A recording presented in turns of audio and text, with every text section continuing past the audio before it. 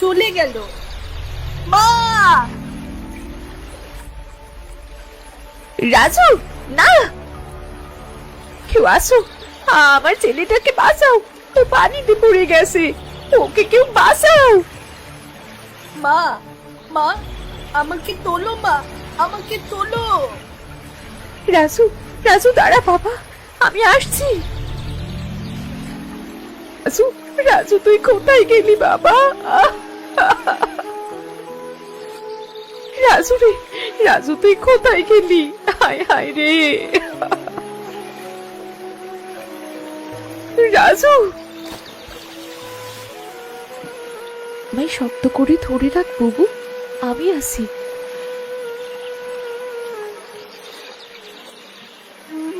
আমার সোনা মুক্তা, তুমি তুমি আমার ছেলের জীবন বাঁচিয়েছো, আমি যে তোমায় কি বলে ধন্যবাদ দেব? আপনাকে ধন্যবাদ দিতে হবে না, বাবুকে সাবধানে রেখো। কাশি নৌকা পাচ্ছিলাম, তাই দেখেছি ছেলেতে ডুবে গেছে, আর একটু দেরি হলেই যে সর্বনাশ হয়ে যেত। সৃষ্টিকর্তা তোমার মঙ্গল করুক। রাজু, এনে তোর ফল, আর কখনো নদীর কিনারে যাবি না কেমন? আর একটু বড় হলে সাঁতার শিখে ফেলবি, ঠিক আছে? ওরে ওরে নদী, আমায় তুই বল, কোথায় চাই রে জলের স্রোত, আমায় কি নিবি তোর সাথে? এ কি মুক্তামা, তুই স্রোতের সাথে চলে গেলে, আমি বাঁচবো কাকে নিয়ে? আরে বাবা, এটা তো এমনি গান, গলায় এলো তাই গুনগুন করছি। আচ্ছা বেশ, তুই মা কিন্তু বেশ ভালোই গান গাইতে পারিস। তা আজ দুপুরে কি রান্না করলি মা? খুব ক্ষুধা পেয়েছে, নদীও আজ কেমন কিপটেমি করলো, আজ একটা মাছও জালে উঠলো না। তবে দুজন যাত্রী পেয়েছি, কুমারগঞ্জ যাবে, বিকালবেলা নিয়ে আসবো ওদেরকে। তাহলে তো তোমায় তাড়াতাড়ি বেরোতে হবে। বাবা, ডাল, শাক, চচ্চড়ি আর ভাত রান্না করেছি, এসো খেতে এসো। আর রাতে আমি তোমার জন্য ডিমের তরকারি করব, কি বলো বাবা? তুই আমার দামি মুক্তারে মা। জন্মের সময় তোর মা মারা গেল, জনম দুঃখী তুই, এরপরেও মুখে তোর সব সময় হাসি দেখি আমি। তুই যে মাঝির দুঃখী কন্যা তা মনেই হয় না। বলেছে আমি মাঝির দুঃখী কন্যা, আমি মাঝির সুখী কন্যা, মানেই তো কি হয়েছে? তুমি আমাকে মায়ের অভাব বুঝতে দাওনি কখনো, তাই না? তুমি আমায় রাজকন্যার মতোই বড় করেছো। তুই জীবনে সুখী হলে আমি সুখী রে।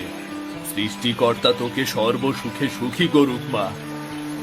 আমি সুখী আছি বাবা, তুমি আমাকে এত ভালোবাসা দিয়েছো, আমার কিছুর অভাব নেই। তুমি আমার পাশে থাকলে আমি রাজকন্যা। তুই রাজকন্যা হলে তো আমি রাজা, রাজা নৌকা চালিয়ে কুমারগঞ্জ যাবে। কিন্তু তুমি সাবধানে যেও বাবা, ওই জঙ্গলের পাশের ঘাটটা নাকি একদম ভালো না। আরে আমি রইস মাঝি, নদী আমার বন্ধু, জঙ্গল আমার বন্ধু, আমার কিছু হবে না, তুই সাবধানে থাকিস। আমি সন্ধ্যার দিকে ফিরে আসবো রে। আকাশের অবস্থা তো ভালো না, কি জানি বাবা কখন ফিরবে, আমার খুব চিন্তা হচ্ছে। বুবু, ও বুবু। কিরে টুনু, কি হয়েছে? তুই এইভাবে ছুটছিস কেন? বুবু, বুবু, রইস চাচা। কি হয়েছে বাবার? তুমি আমার সাথে জঙ্গলের ঘাটে চলো বুবু।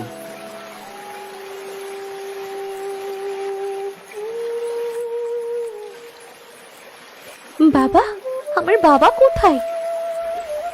আমরাও তো তাই ভাবছিলাম মা, রইস মাঝির নৌকা এখানে, কিন্তু লোকটা কই গেল? জঙ্গলের বাঘে নিয়ে গেল নাকি? এই ঘাটে তো বাঘের গর্জন শোনা যায়। বাঘ নয় গো, বাঘ নয়। বাঘ হইলে নৌকায় ধস্তাধস্তির চিহ্ন থাকতো তো, রক্তের দাগ থাকতো। মনে হয় ডাকাতের কাজ, বুঝলা, ডাকাতের কাজ। এই জঙ্গলে ডাকাইতরা লুকাইয়া থাকে, রইস মাঝি হয়তো তাগর হাতেই পড়ছে। আমার বাবা, বাবা তুমি কোথায়? বাবা, আমাকে পেলে? তুমি কোথায় গেলে বাবা? মুক্তা, মা শান্ত হ, আমরা তোর বাবারে খুঁজতাছি। জঙ্গলে লোক পাঠাইছি, তুই ঘরে যা মা। এই ঝড় বাদলের মধ্যেই খানে থাকিস না মা, ঘরে যা। ঘর? আমার ঘর তো আমার বাবা, তিনি ছাড়া আমি কোথায় যাব কাকু? ওই নদী আমার বাবাকে কোথায় লুকিয়েছে? এই নদী, তুই কি আমার সব কেড়ে নিবি? বাবা, তুমি ফিরে এসো বাবা।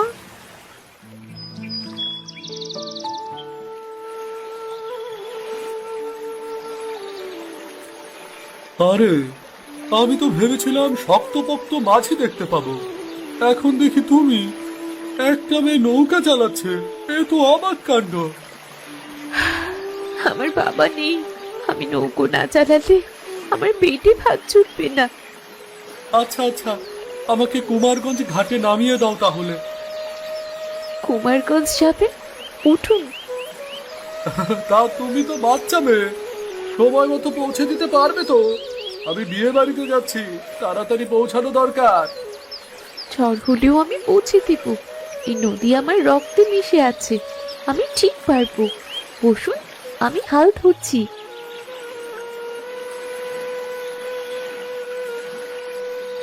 তোমার মতো মেয়ে আমি আগে দেখিনি।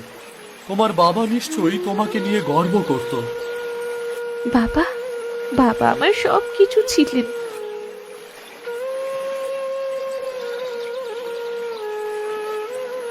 তোমার কথা শুনে আমার খুব ভালো লেগেছে। এই নাও। এত টাকা? রেখে দাও, এটা তোমার সাহসিকতার পুরস্কার। ভালো থেকো। সৃষ্টিকর্তা কখন কার জন্য কি পাঠাবেন কে বলতে পারে? এ কি, লোকটা এটা ফেলে গেছে। এই ধরে যে আমাকে ফেরত দিতেই হবে। দেখি লোকটাকে খুঁজে বার করতে পারি কিনা।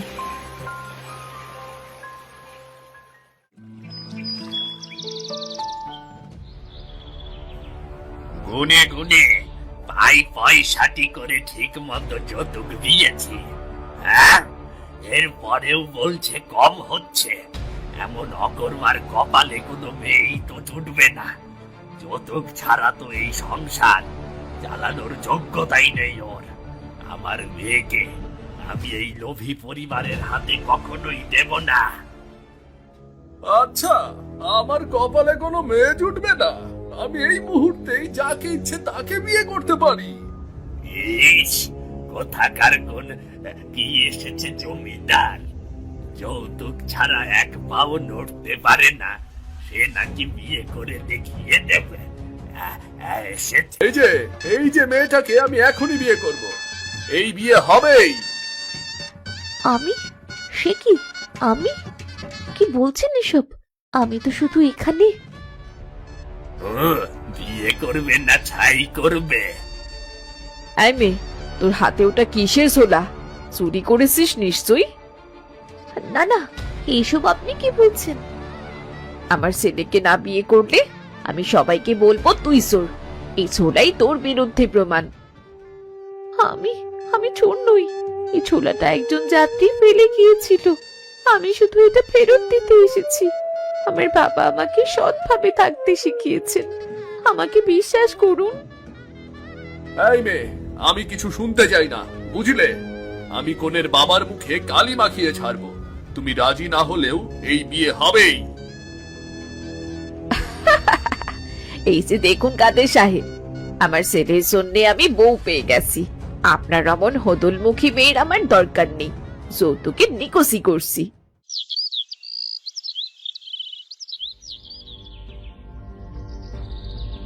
ও জসিম, মান বাঁচাতে তাড়াহুড়ো করে বিয়ে করলি, কিন্তু কাকে বিয়ে করলি? কি জাত পেশাদ কিছুই তো জানি না। এই মেয়ে, তোমার বাবা কি করে? আমার বাবা একজন মাঝি ছিলেন। তুমি মাঝির মেয়ে? সি সি সি সি সি, মাঝির মেয়ে আমার ছেলের বউ? হ্যাঁ, ওই ঘাটে যে আমার নৌকো বাঁধা রয়েছে, আপনারা নৌকোয় উঠুন, আমি আপনাদের পৌঁছে দেব। সি সি সি সি, এই নোংরা নৌকা এখানে কি করছে? এই জসিম, এইটাকে ভেঙে পুড়িয়ে ফেলার ব্যবস্থা কর। না মা, কি বলছেন কি এসব? মাঝির পরিচয় আমার বাড়িতে থাকা যাবে না। তোর জেদের কারণেই তো এত কিছু। এই মাঝির মেয়েকে বউ করে আনতে হলো। কিন্তু আমি তো এই বাড়ির বউ হয়ে আসতে চাইনি। আবার বড় বড় কথা। তুমি যে চুরি করতে গিয়ে ধরা পড়েছো, সেটা কি ভুলে গেছো? আমি চুরি করিনি, এটা আপনাদের বানানো কথা। বানানো হোক আর যাই হোক, ও বাড়িতে তোকে কেউ চেনে? আমরা তোকে চোর বলে ধরিয়ে দিলে ওরা তোকে আস্ত রাখবে ভেবেছিস? তোমাকে এখন আমাদের কথা মতোই চলতে হবে, বুঝেছো? তুই এই বাড়িতে কাজের মেয়ে হয়ে থাকবি। আমাদের বনেদি পরিবার, মাসির বাড়ির মেয়ে। তোর জায়গা রান্নাঘর আর উঠোন। এখন চল না, চল। না, তুই আমাদের সাথে শৌখিন গাড়িতে যেতে পারবি না। তুই তোর নৌকা চালিয়ে আয়, আমরা যাই। হে সৃষ্টিকর্তা, হে তুমি আমায় কোন বিপদে ফিরলে? তুমি ছাড়া যে আমার কেউ নেই।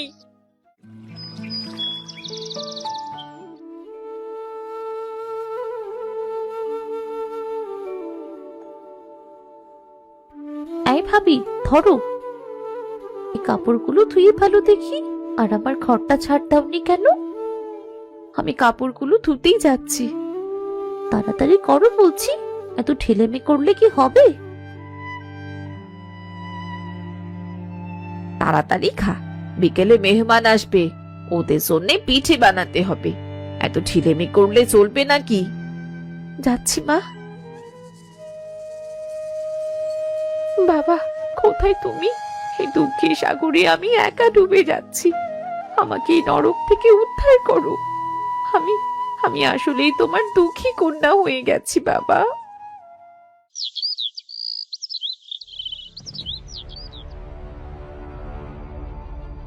আমার গয়না, আমার গয়না কোথায়? কি হয়েছে মা? আমার গলার হার, আমার হার আমি কোথাও খুঁজে পাচ্ছি না। এই মুক্তাই চোর। তোর মতো মাঝির মেয়ে এই কাজ করতে পারে? বল, আমার গয়না কোথায় লুকিয়েছিস? হ্যাঁ মা, আমি আপনার গয়না চুরি করেছি মা। কি বললি? হ্যাঁ মা, আমি আপনার গয়না চুরি করেছি। তোর এত বড় সাহস! আবার বড় গলায় বলছিস তুই আমার গয়না চুরি করেছিস? তোর চুল কেটে মুখে কালি মাখিয়ে গ্রামের রাস্তায় ঘোরাবো তারা। মেরে তোর হাত পা ভেঙে দেব।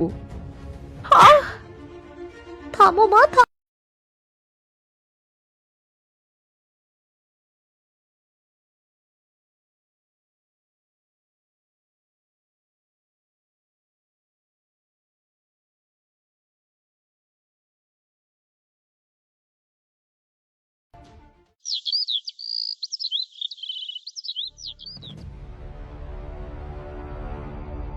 মানে এই ফাঁকে এগুলো বাগিয়ে নিই আমি। মায়ের কত গয়না, এতগুলো টাকা পয়সা এসব থাকার পরেও ভাইজানকে বানিয়েছে অকর্মা। আর আমি? রুনি, ভাবি, কি করছো কি তুমি রুনি? ভাবি, মাকে বলো না ভাবি, আমি তোমাকে সব খুলে বলছি। ঠিক আছে ঠিক আছে, কি হয়েছে এবার বলো। ভাবি, আমি ব্যবসা করতে চাই, নিজের পায়ে দাঁড়াতে চাই। মা আমাদের দু ভাই বোনকে অপদার্থ করে রেখেছে।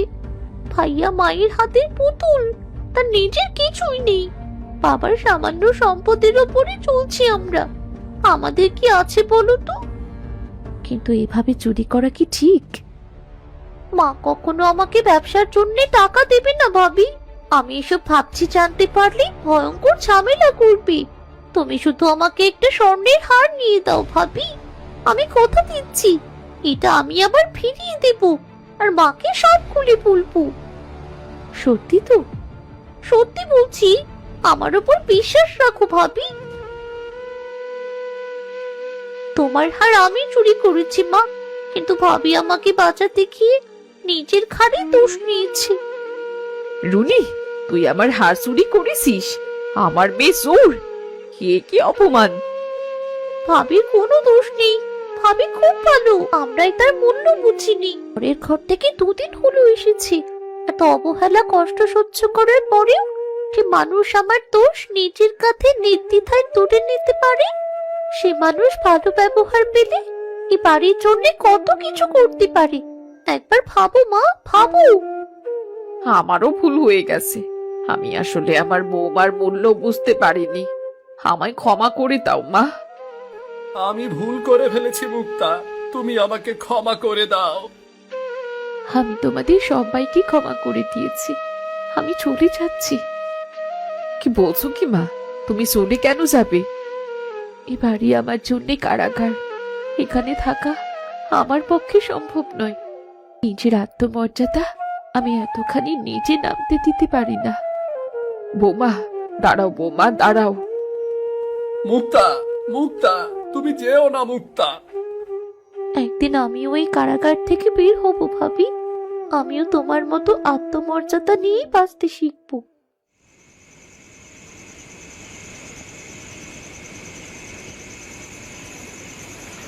এই সময় যাত্রী দেখি যায়, ওনাকে নিয়ে যায়। বাবা, বাবা তুমি তুমি বেঁচে আছো?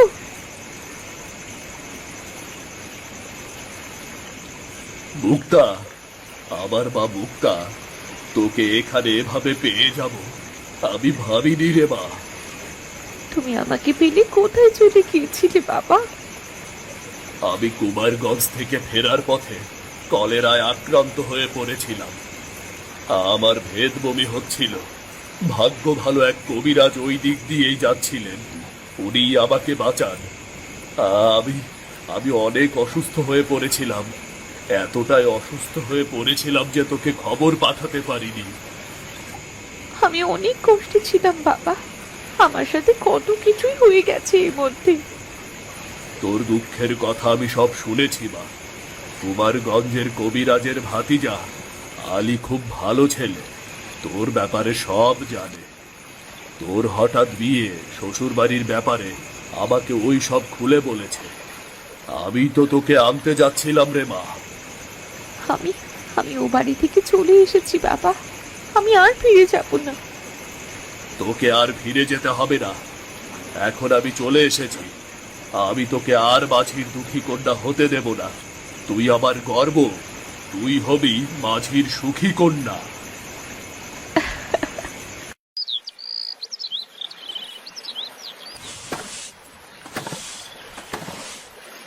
কই গো মা, শুনছো আমার কথা? আরে এ বাড়িতে কেউ তো আমার কথা কানেই নিচ্ছে না।